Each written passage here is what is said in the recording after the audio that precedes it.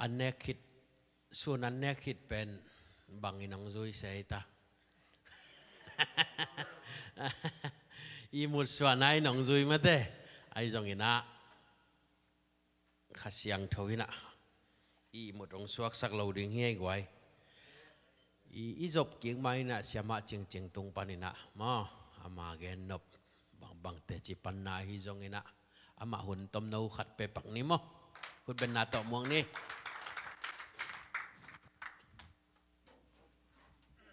ฮาเลลูยาอาเมนตุนิตาเกนาตุฮิจิบังอามาต่อหุ่นงเปียกเสียนังโนฮิตงฮิตงะเสียเตะเข้มเปลมาต่อปอปีมิเตเข้มเปลตุงาลุงดำจีนามาสายนาองเกนวามิงเกกามินจริงๆเห็นนะตัวสาวกลาวมาปนงไปอิงโนตอกิมุขอบมาต่อพัศยันเปียกเปียนนะกิจังขอบเทมันเนนะกลุงดำล้อฮิจิเป็นจงองเกนวามิงกะโจเป้าเป็นฮิจะจินเห็นนะเกเป็นเสียมุงตองเงินะบางทียามเจริญเขาส่วนจริงว่าออสเตรเลียอเมนะอามานะองเข้มเทียบเสียปานะเสียมุงตองเงินะเกย์กำมินเป็นส่วนจริงฮีจีน่ามันสักจีเขาเป็นตัวนั้นฮิโลดิ่งมั้งเกย์เบลเสียเนี่ยปีนั้นตัวสาวองไม่จังโจเป้าโลพมะจีนี่ไอจังเสียเนี่ยปีนั้นเกย์จงโจเป้าซิมนะตุนเบลนี่รังสังเงินะพัดต้มจอมอีเป็นแต่จังตุนเบลกอลเป้าต่อต้มขัดองเงินเนี่ยนะมาต่อปูปีเราเลยที่ยาเอาเพียงแต่มาต่อน่าเลยเมลุจะมายงชีเดอารมณ์เนี่ยตัวอย่างยังวันตาลาเพียงแต่ฮาเลลูยาอารมณ์ยันเนี่ยนักยันจงนับเพียงแต่วิญญาณเนี่ยเด็กพี่ว่าเนี่ยเต้นออกมาแล้วอยากปีปาวันคนปีเนี่ยเต้นเอาเสียมาใส่เต้นตัวเต้นตามมิตาสุดอู้เช่นสิ่งใดบอกมาพิจารณาถูกเขาจีบว่าเสียก็คุณอาก็จะมากูเปียร์เพียงแต่ขณะเราไม่ได้ต้องเสียแล้วเช่นอยู่ไปรู้ยามมาแล้วจะมาก็ไม่ได้ต้องเสียส่วนใหญ่จะมาเตี้ยเขาจะบอกปีไหนนะเจ้าพอไปรู้แล้วสุดจะมาพี่ไอ้เจสุร์จังนะทั้งสกูจะมาไฮสคูลปีนั้นเนี่ยมาจะมาไฮสคูลมาปีแค่มาจะมาพี่ไอ้ก็มีอะไรพี่เด้กูรอจะมาน้าสเต็ปตะคู่น้าอย่างลีกติตะคู่บาเล่รู้จะมามีอะไรพี่เด้สุดอารมณ์อยู่มีบุญอย่างด้วยจะมาก็ไปดูกันต้นเต็มปีเลยส่วนแต่ฉันต้องวิ่งเนาะพี่ป่าเลยเอเมนจะมารู้มีบ้านเด็กฮะจะมายังมีบ้านเด็กฮะยังกูดาวน์จีบคนนั้นมีบ้านเด็กพี่ป่าเลยจะมาอเมซอนต้องทำเป็นตะเคียนพี่เด็กตู้ยามาจะมามีกาโจพี่เด็กเกลมัวลานี่ลาพี่เด็กไตทูลมีพี่เด็กแต่เป็นต้องทำที่เป็นตะเคียนพี่เด็กมีอ่ะจะมามันว่าเด็กก็มีเรื่องบาปเยอะเลยส่วนงาตีตัวเด็กขาใจงาย้อนนี่พี่ยอตีตัวเด็กขาใจงารู้สิกันนี่รู้ก็อมวยเปย์ยามชิบูเปย์บัวตะคูเวชีเลยอะไรก็ตะเคียนชิคุดดอกพี่กูมีเกตเทนชันไปชันเนี่ยลงจีละขันโบยันตัวงารู้ไอ้อมวยเปย์ติงกูเปย์ไหนเนี่ยสุดจะมารู้มันว่าเด็กก็อมเรื่องเปียวราพี่เด็กแต่แม้akuจะมาจีลาเรื่องข้ามาบากูน่าเลยลาเลยส่วนไอ้ที่ไอ้ยาก็จะมารู้ดับบัวสาตัวลงเล่าดาพี่เด็กไม่สวยลงเล่าดาเนี่ยมันก็บุโพชันนะพี่เด็กไม่สวยแต่จังหวะที่มาเชียร์มีบ้านนี่กูมังมาเด็กก็เลยอาเปย์เช่นเนี่ยแต่มีบ้านพี่โลตาตมีเรื่องชิโลอมวยมาเปย์ไหนโลตะคุพี่ตัวเองตะคุพี่ตัวเองอมวยมาเปย์ไหนแค่มาโซโลเซปูเซียมโลบุพี่เด็กแต่ยังมีตาสุแต่ยังตาตมีเด็กก็พี่เจ้าเนี่ยร้านขอลาดาก็ว่าแต่ยังตาตมีเด็กตัวก้าวจีมีสวายานี่พี่เด็กไม่สวยสัจจะไม่มีแค่เนี่ยพักเองอเมริกันจะมารู้มังนมาง่ายเอา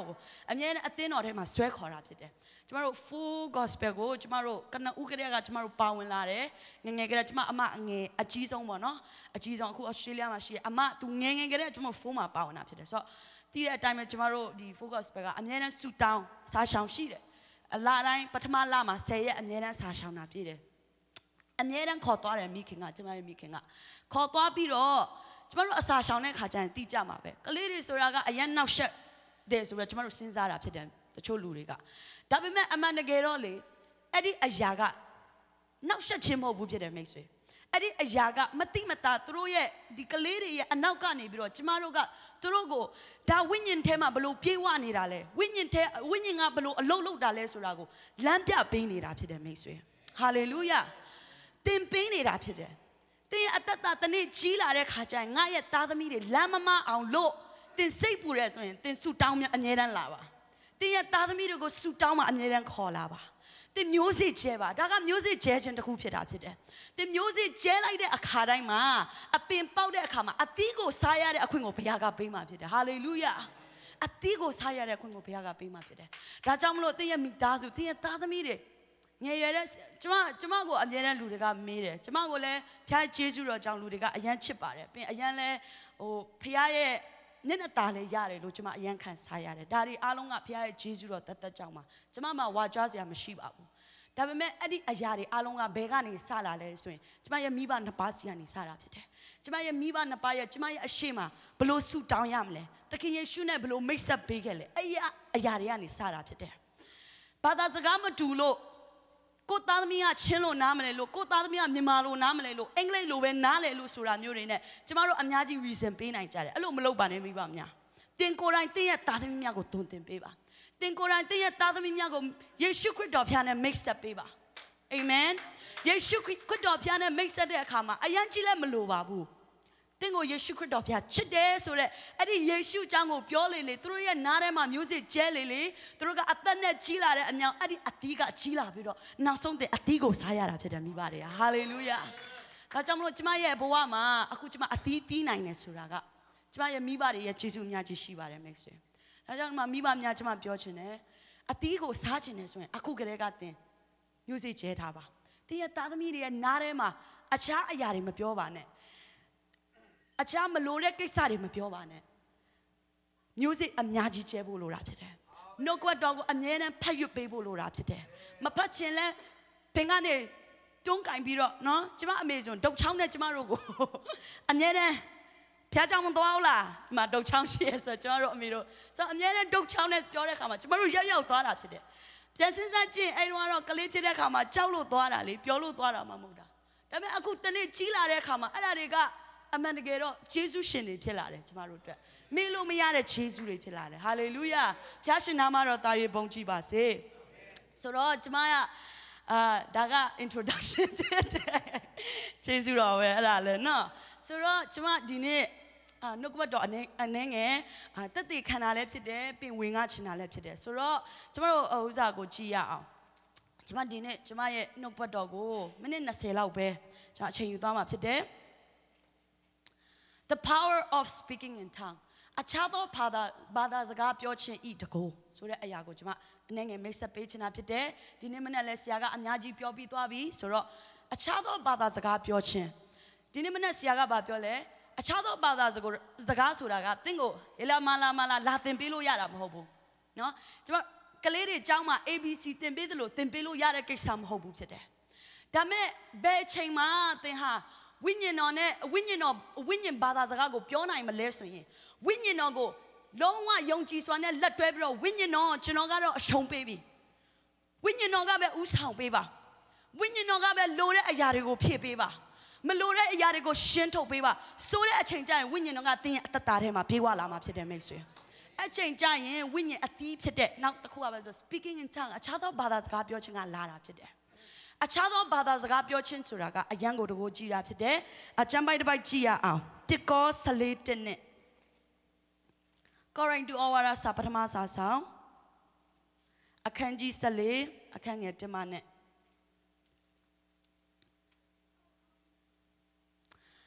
မြန်မာလိုတွေ့ရင်မြန်မာလိုတူတူကဖတ်ရအောင်ချင်းလိုတွေ့တယ်ဆိုရင်လည်းဖတ်လို့ရပါတယ်1နဲ့3ချစ်ချင်းမေတ္တာကိုမိအောင်လိုက်ကြလော့ဝိညာဉ်စုကျေးဇူးတို့ကို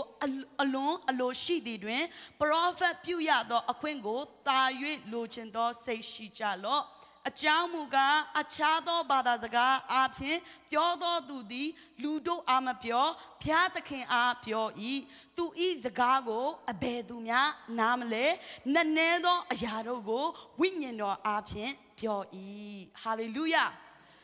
ဒီမှာပြောလဲဆိုရင်ကျမတို့ဝိညာဉ်ဘာသာစကားနဲ့ပြောတဲ့အခါမှာတဲ့ဘယ်သူမှကသင်ကိုနားလည်မှာမဟုတ်ဘူးတဲ့အဲ့လိုပြောတာဖြစ်တယ်ကျမ်းစာထဲကဆိုတော့ဘာလို့ကျမဒီအရာကိုပြောချင်လဲဆိုရင်အခုကျမတို့အားလုံး2022ရောက်ပြီ2021ပြီးသွားပြီ2022မှာကျမတို့ရောက်လာပြီဖြစ်တယ်ကျမတို့ဝိညာဉ်ရေးရာထဲမှာတစ်ဆင့်ပြီးတစ်ဆင့်မတိုးတက်ဘူးဆိုရင်မိတ်ဆွေအဲ့ဒါကအရန်ကြောက်ဖို့ကောင်းတာဖြစ်တယ်2020တုန်းကပဲသင်ရဲ့ဝိညာဉ်ရေးရာကအိမ်မှာပဲရှိနေတယ်2021မှာလည်းအိမ်မှာပဲရှိနေတယ်2022မှာလည်းအခုကူးလာပြီအိမ်မှာပဲရှိနေတယ်ဆိုရင်အရန်ကြောက်ဖို့ကောင်းတာဖြစ်တယ်မိတ်ဆွေသင်ရဲ့ဝိညာဉ်ရေးရာ level ကတစ်နှစ်ပြီးတစ်နှစ်တစ်ရက်ပြီးတစ်ရက်တစ်စက္ကန့်ပြီးတစ်စက္ကန့်ဖခင်ကနေပြီးတော့တိုးတက်ဖို့ရန်အတွက်အလိုတော်ရှိတာဖြစ်တယ်ဟာလေလုယာဘေးနာကလူကိုပြောပါအောင်ဖခင်ကတိုးတက်ဖို့ရန်အတွက်အလိုတော်ရှိတယ်လို့ Aluro ayan shira pide meswe. Ayan go shira pide. Azan go shira pide. Azan go. No, azan go shira pide. Tomorrow buwama piyashin ya alochin song ayaga arap pide. Tomorrow tugo namat ti po yan dwe. Naman tugo kosa po yan. Namat tong tota po yan dwe. No so kali ajema be niro de ajama ho be ne. Winyin ye ya ma ji thwa pi do phaya ne ta ywe phaya ye nane de ayaတွေကိုဖော်ပြတတ်ဖို့ရန်အတွက်နားလဲတွက်ဖို့ရန်အတွက်တိတက်ဖို့ရန်အတွက်ဖခင်ကအလိုတော်ရှိတာဖြစ်တယ်မိတ်ဆွေဟာလေလုယာဟာလေလုယာဒါကြောင့်မလို့သင်ဟာဒီ2022မှာ2021ကူတော့ကဒီဇင်ဘာ31ညမှာသင်ဟာဒါကနှစ်သက်ကူဒီလိုပါပဲကူသွားတာပဲဆိုရင်တော့မိတ်ဆွေအရန်စိတ်စိုးရိမ်ဖို့ကောင်းတယ်ကျမတို့ mindset တွေကိုဒီနေ့ပြောင်းရအောင်2021ပြီးသွားတယ်မှန်တယ်ကိုတော့ကျွန်တော်လုပ်ခဲ့တဲ့အရာတွေကျမလုပ်ခဲ့တဲ့အရာတွေ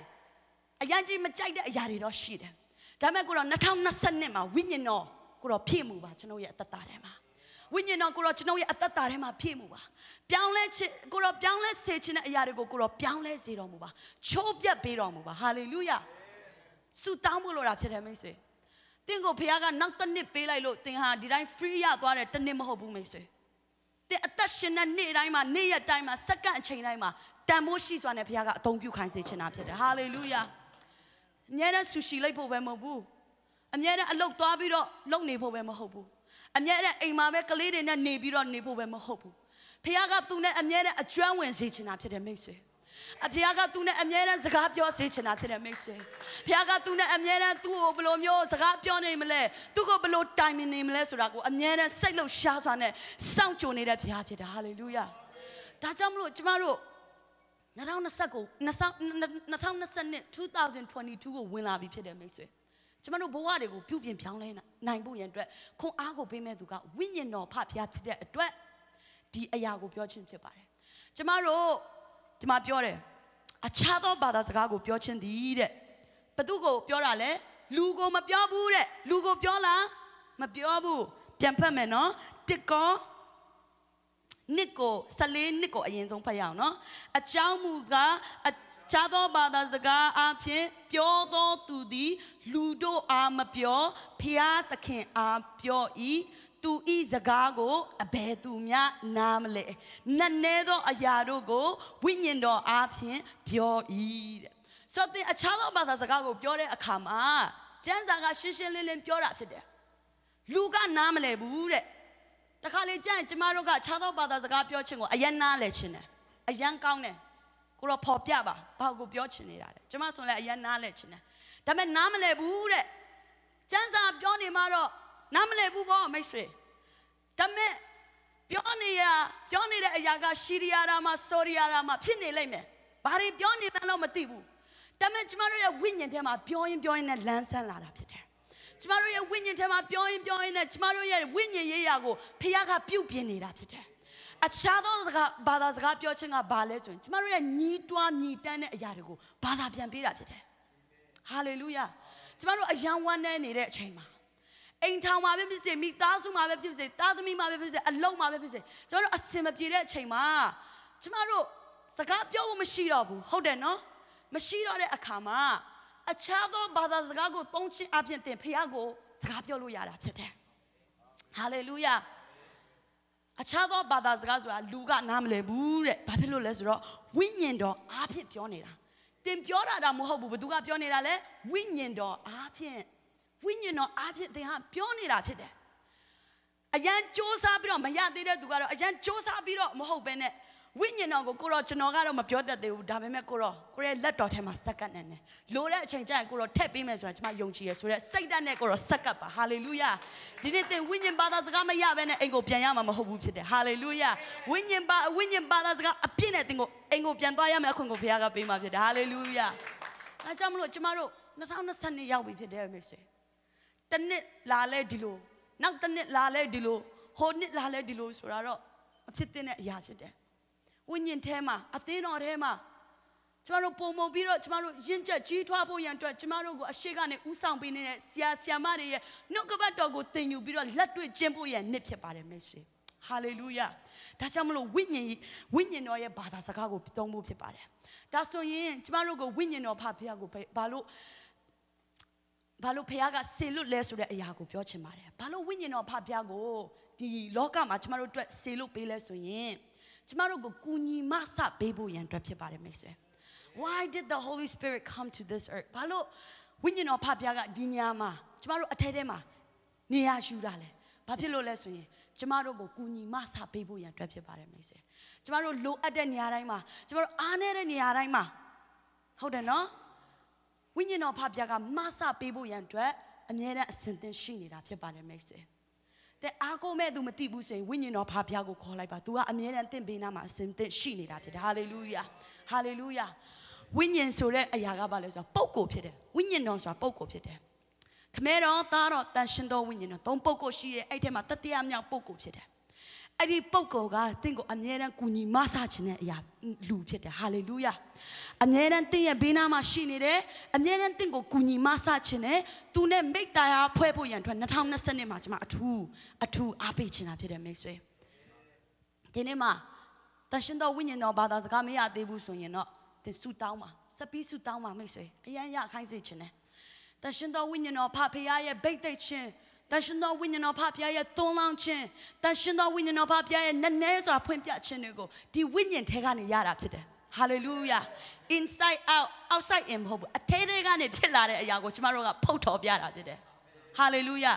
အထဲထဲကနေအရင်ဆုံးဖြစ်ဖို့ရန်အတွက်လိုတာဖြစ်တယ်အထဲထဲမှာပြုတ်ပြင်ပြီးတဲ့အခါကျမှအဲ့ဒီအရာတွေကထွက်လာတာဖြစ်တယ် Hallelujahဒီနေ့မှာကျမတို့လာတဲ့မှာညီကိုတွေဆိုရင်ဗာလဲသူတို့အထဲထဲမှာဖခင်ကပြုတ်ပြင်ပေးတဲ့အခါမှာသူတို့ထွက်လာတဲ့စကားတွေအလုံးကတက်တည်ဖြစ်လာတယ်အလင်းဖြစ်လာတယ်ဘာဖြစ်လို့လဲအထဲထဲကနေအရင်ဆုံးပြုတ်ပြင်နေတာဖြစ်တယ်ဖခင်ကဘာနဲ့ပြုတ်ပြင်လဲနှုတ်ကပတ်တော်နဲ့ပြုတ်ပြင်တာဖြစ်တယ်ဟာလေလုယာဖခင်ရှင်ကလက်ခုပ်တီးပြီးတော့အိုးကောင်းချီးပေးရအောင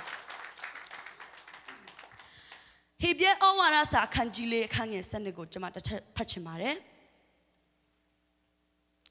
အခန်းကြီးလေးအခန်းငယ်7ဘုရားသခင်၏နှုတ်ကပတ်တရားတော်သည်အသက်ရှင်ခြင်းတကုန်းနဲ့ပြုပြင်ခြင်းတန်ရက်တကားတို့ထက်ထက်ခြင်းနဲ့ပြည့်စုံသည်ဖြစ်၍အသက်နဲ့စိတ်ဝိညာဉ်ကို၎င်းအယိုးစနစ်ခြင်းစီကို၎င်းပိုင်းခြား၍ထုတ်ချင်းခွင်းတတ်၏တဲ့စိတ်နှလုံးအကြံစီများကိုလည်းသိမြင်တတ်၏တဲ့နံပါတ်1အနေနဲ့ကျမတို့အသက်တာထဲမှာကျမတို့ဒီ2020မှာကျမတို့ပြန်ပြီးတော့ဖြတ်သန်းမဲ့အခါမှာနောက်ထပ်တစ်ခုကဘာလို့လဲဆိုတော့နှုတ်ကပတ်တော်ကိုလိုတာဖြစ်တယ်ဟာလေလုယာကျမပြောပြမယ်နော်ကျမတို့အရန်ဆူတောင်းနိုင်လို့မဟုတ်ဘူးကျမတို့အရန်ကျမ်းစာဖတ်နိုင်လို့မဟုတ်ဘူးကျမကိုယ်တိုင်လည်းကျမအရန်စက္ကန့်နိုင်လို့မဟုတ်ဘူးဖခင်ရဲ့ဂျေဇုတော်တသက်ကြောင့်သာလျှင်ကျမတို့ဒီညမှာရောက်တာဖြစ်တယ်ဟာလေလုယာဒါကြောင့်မလို့ကျမတို့နှုတ်ကပတ်တော်ကိုဖတ်တဲ့အခါမှာနံပါတ်1တန်ရှင်တော်ဝိညာဉ်တော်နဲ့ပြည့်မယ်နံပါတ်2အနေနဲ့ဆူတောင်းမယ်နံပါတ်2အနေနဲ့ကျမ်းစာဖတ်ဖို့ရန်လိုတာဖြစ်တယ်အာမင်တန်ရှင်တော်ဝိညာဉ်တော်ဘာသာစကားပြောတဲ့အခါမှာဆူတောင်းတာဖြစ်ပါတယ်နံပါတ်2အနေနဲ့နှုတ်ကပတ်တော်ဖတ်ဖို့ရန်လိုတာဖြစ်ပါတယ်မိတ်ဆွေစေခုနဆရာပြောသူပြန်မပြောနားမထောင်ဖြစ်ဖို့ရန်အတွက်လိုတာဖြစ်တယ်ဟာလေလုယာအာမင်ပြန်လည်းမပြောနားလည်းမထောင်အဲ့ဒါသွားပြီမိတ်ဆွေတရားဘဝရန်ကြောက်ဖို့ကောင်းတယ်ကျမလေတွေးမိတယ်ကျမသာဖះကိုမတီးခဲ့တဲ့သူတယောက်ဆိုရင်ဘယ်လောက်ထိပျက်စီးနေမလဲဆိုတာကျမတွေးမိတယ်တရားလို့တွေးမိလားမသိဘူးဖះကိုတီးဖို့ရန်အတွက်လိုတာဖြစ်တယ်သူ့ရဲ့စကားတော်ကိုကြားဖို့ရန်အတွက်လိုတာဖြစ်တယ်။သူစကားတော်ကိုကြားဖို့ရန်အတွက်နှုတ်ကပတ်တော်ကိုကျမတို့ခံယူဖို့ရန်အတွက်လိုတာဖြစ်တယ်။ဆိုတော့နှုတ်ကပတ်တော်ကိုခံယူတဲ့အခါမှာဘယ်လိုခံယူမလဲဆိုတော့အနေငယ်နဲ့ကျမအဆုံးသတ်ချင်တာဖြစ်တယ်။ဆိုတော့ခုနကတော့ကျမ်းပိုက်ဖတ်သွားတဲ့အတိုင်းပဲနှုတ်ကပတ်တော်တရားတော်ဒီတဲ့အသက်ရှင်တဲ့တကုန်းနဲ့ပြည့်တယ်တဲ့ပြင်ပြုတ်ပြင်တယ်တဲ့။ Okay အရင်ပြန်ပြောမယ်နော်။နှုတ်ကပတ်တရားတော်ဒီအသက်ရှင်တဲ့တကုန်းနဲ့ပြည့်တယ်ပြီးတော့ပြုတ်ပြင်တာဖြစ်တယ်ကျမတို့နှုတ်ကပတ်တရားတော်ကိုခံယူတဲ့အခါမှာဒီနှုတ်ကပတ်တရားတော်ကအသက်ရှင်နေဆိုတဲ့ယုံကြည်ခြင်းနဲ့ကျမတို့ခံယူဖို့ဖြစ်တယ်မိတ်ဆွေစနေနေ့တရက်ပဲလာပြီးတော့ဆရာတွေပြောတာကိုပဲနားထောင်ပြီးတော့အသက်ရှင်နေဆိုတာမဟုတ်ဘဲနဲ့နေ့ရက်စင်တိုင်းမှာအဲ့ဒီအသက်ရှင်တဲ့နှုတ်ကပတ်တော်သင်ဟာဖတ်ယူနေဖို့ရန်အတွက်လိုတာဖြစ်တယ်ဟာလေလုယာကျမ်းမှတ်နေဖို့ရန်အတွက်လိုတာဖြစ်တယ်မိတ်ဆွေနှုတ်ကပတ်တော်ဆိုတာကအရန်တကူကြီးတယ်အသက်ရှင်နေတဲ့ပြီးတော့ဘာဖြစ်လဲတကူနဲ့ပြည့်တယ်တဲ့တကုန်းနဲ့ပြည့်တဲ့နှုတ်ကပတ်တော်ကတခါလေကြာရင်ကျမတို့ကြုံဘူးမလားတော့မသိဘူးကျမဆိုတခါလေကြာရင်ကျမကျမ်းစာဖတ်ရင်းနဲ့ကျမကိုဝိညာဉ်တော်ကစကားပြောလာတယ်စကားပြောလာတဲ့အခါမှာကျမရဲ့အခုဖြစ်ပျက်နေတဲ့အရာနဲ့မသိရင်ကွက်တိပဲနော်စောင်းပြောတာမဟုတ်ဘဲနဲ့တက်တက်ပြောသလိုတောင်ခံစားရတယ်ဝိညာဉ်တော်ကဘာဖြစ်လို့လဲအသက်ရှင်တာကိုဘာဖြစ်မလဲဆိုတာသိနေတာလေအသက်ရှင်တယ်လေဟာလေလုယာ ဒါတွေမှာကကျမတို့ကိုပြုတ်ပြင်ခြင်းတဲ့အတွက်တကိုးနဲ့ပြည့်တယ်တဲ့ဟာလေလုယာကျမတို့ကိုပြုတ်ပြင်ဖို့ရန်ကျမတို့တကိုးလိုတာဖြစ်တယ်အာမင်ဖခင်ရဲ့တကိုးကိုလိုတာဖြစ်တယ်ကျမတို့ပြီးတဲ့အခါကျရင်ဘာဆက်ပြောလဲဆိုတော့တန်လျက်တကာတို့ထက်တယ်တဲ့တန်လျက်တကာတို့ထက်ချင်းနဲ့ပြည့်စုံသည်ဖြစ်၍နှုတ်ကပတ်တော်ကနမ်ဘန်ပကလဲဆရာနမ်ဆောင်းနိဟမ်နော်လမ်နိဟမ်ကျမကိုပြန်တင်ပေးပါဦးတစ်ချက်လောက်ပြန်ကူညီတောင်းပါ၏နာအဲ့ဒါချလန်းနေတာဆိုတော့တန်လျက်တကာတို့ထက်တယ်ဆိုတော့အရန်ထက်တာဖြစ်တယ်မိတ်ဆွေဘလို့ရှင်းပြမှန်းတော့မသိအရန်ထက်တယ်နော်အရန်ထက်လွန်းလို့တဲ့ဘာဖြစ်လဲဆိုတော့အသက်နဲ့ချင်းစီဝိညာဉ်ကိုလည်းသိတယ်အယိုးစစ်တို့ချင်းစီတို့ကိုလည်းပိုင်းခြားစေနိုင်တယ်တဲ့အဲ့ဒါကဘာကိုပြောတာဆိုနှုတ်ကပတ်တော်ကိုပြောနေတာဖြစ်တယ်မိတ်ဆွေဘလောက်ထိတကိုးကြီးလဲတန်လျက်တကာတို့ထက်တယ်ပြီးတဲ့အခါကျအသက်နဲ့စိတ်ဝိညာဉ်ကို၎င်းအယိုးစစ်နဲ့ချင်းစီကို၎င်းပိုင်းခြား၍ထုတ်ချင်းခွင့်တတ်၏တဲ့ဆရာကအမြဲတမ်းပြောတာဖြစ်တယ်ဆရာတော်ကဘာပြောလဲဆိုတော့ကျမတို့ရဲ့ဘဝမှာဖခင်အလိုမရှိတဲ့အရာတွေကျမတို့မထုတ်နိုင်တဲ့အရာတွေနော်မစွန့်လွတ်နိုင်တဲ့အရာတွေကိုဒီနှုတ်ကပတ်တော်ကစွန့်လွတ်ဖို့ရန်အတွက်မဆာဖို့ရန်အတွက်ဒီမှာရှိတာဖြစ်တယ်မိတ်ဆွေဟာလေလုယာလက်ခုပ်တီးပြီးတော့ချီးမွမ်းပါအောင်တင်းရဲ့အသက်တာထဲမှာမပြောင်းလဲနိုင်တဲ့အရာတွေကဝိညာဉ်တော်ကတင်းကိုမဆာကူညီဖို့ရန်အတွက်ရောက်လာတယ်ပြီးတဲ့အခါကျနှုတ်ကပတ်တော်ဖြစ်တဲ့ဒိုင်းလောက်နှစ်ခုကတင်းရဲ့အသက်တာအဲ့ဒါကိုဖြုတ်ပေးမှဖြစ်တယ်ခုတ်ပေးမှဖြစ်တယ်ဟာလေလုယာဒါကြောင့်2022ခုနှစ်ကိုကျမတို့ဖြတ်သန်းတဲ့အခါမှာ2020ကလိုပဲမဟုတ်ဘူး2021ကလိုပဲမဟုတ်ဘူးမိတ်ဆွေ2020မှာဝိညာဉ်တော်အဖဖခင်ကိုရောနဲ့ပြေဝခြင်းတယ်အာမင်နည်းနည်းသောအရာတွေကိုဖွင့်ပြပါဝိညာဉ်တော်အဖဖခင်ကျမရဲ့စကပ်ခြင်းကအဲ့ဒါပဲဖြစ်တယ်နှစ်တိုင်းကျမဟိုနှစ်ကမဟုတ်ဘူးဟိုနှစ်ကဗိတ်သိက်ခြင်းကိုမလိုချင်ဘူးဒီ2022ခုနှစ်မှာကိုရောရဲ့ဗိတ်သိက်ခြင်းအသစ်ကိုလိုချင်တယ်ဟာလေလုယာကျမတို့ CO ကအမြဲတမ်းပြည့်နေဖို့မဟုတ်ဘူးမိတ်ဆွေအရန်ပြည့်နေလို့မရဘူးပြည့်တယ်ဆိုရင်ဝိညာဉ်တော်ကလာထက်ပေးလို့မရဘူးရှင်းလင်းဖို့ရလိုအပ်တဲ့ຢာတွေကိုရှင်းလင်းတဲ့အခါကျရင်ဝိညာဉ်တော်ကအဲ့ချိန်ချမှလာထက်ပေးလို့ရတာဖြစ်တယ်ဟာလေလုယာဒါကြောင့်မလို့ကျမတို့2020အခုဖေဖော်ဝါရီလတောင်ရောက်နေပြီမိတ်ဆွေ